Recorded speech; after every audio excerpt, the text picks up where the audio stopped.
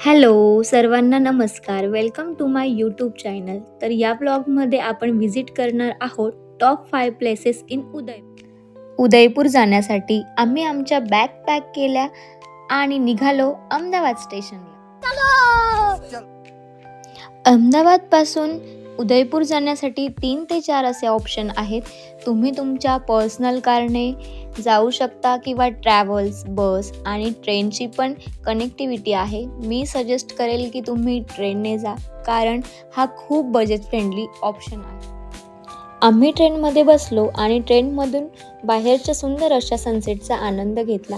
5 ते 6 तासांच्या प्रवासानंतर आम्ही पोचलो आमच्या हॉटेलला, जी की आम्ही स्टेशनपासून वॉकिंग डिस्टन्सवर बुक केली होती.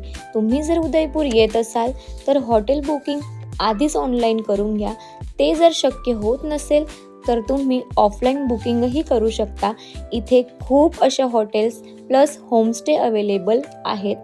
आम्ही केलेल्या हॉटेलची इन्फॉर्मेशन तुम्हाला डिस्क्रिप्शन बॉक्समध्ये मिळेल. रात्रीची झोप झाल्यानंतर सकाळी लवकर उठून आम्ही रेडी झालो आणि आमचे थोडे मिरर सेल्फी क्लिक केले, जे की माझ्या नवऱ्याला काढायचा खूप कंटाळा आहे. गजब बेइज्जती है.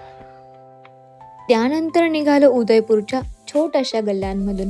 हॉटेलपासून 1 किलोमीटरच्या अंतरावर पोहोचल्यावर आम्हाला दिसले आमचे पहिले डेस्टिनेशन जगदीश मंदिर.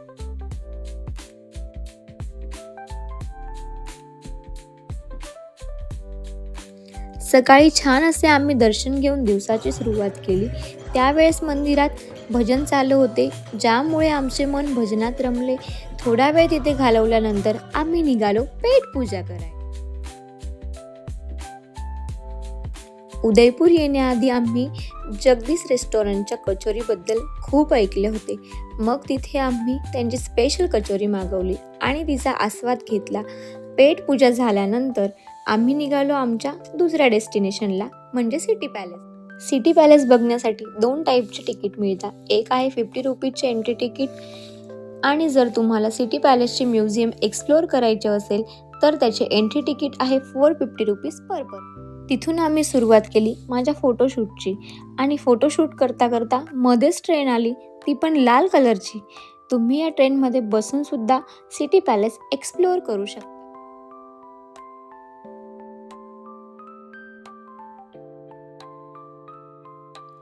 उदयपूरचा सिटी पॅलेस राजवाडा हा मेवाड राजवंशाने सुमारे 400 वर्षांच्या काळात बांधलेला एक भव्य राजवाडा संकुल आहे, जो उदयपूरच्या इतिहासाचे, विशेषतः महाराणा प्रताप आणि महाराणा उदयसिंग यांच्या काळातील शौर्याचे आणि राजवंशाच्या प्रवासाचे प्रतीक आहे.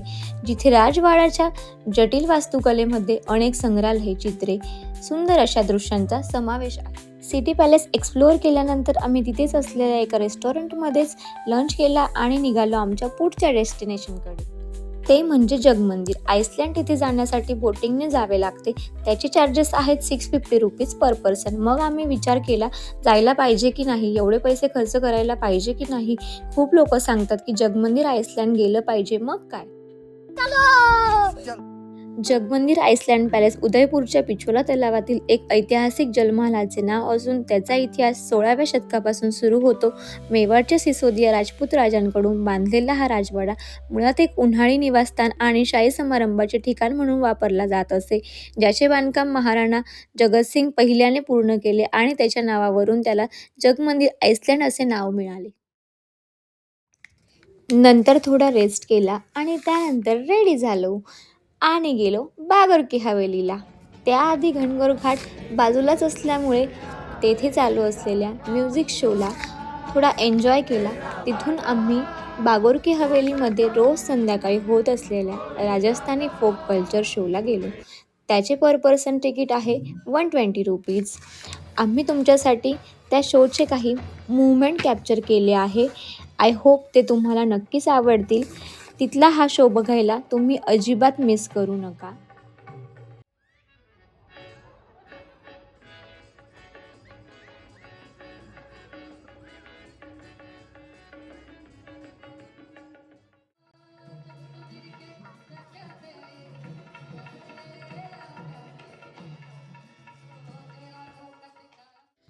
नेक्स्ट डे सकाळी लवकर उठून माझ्या रेग्युलर रुटीनप्रमाणे एक मिरर सेल्फी घेऊन निघालो घनघोर घाट.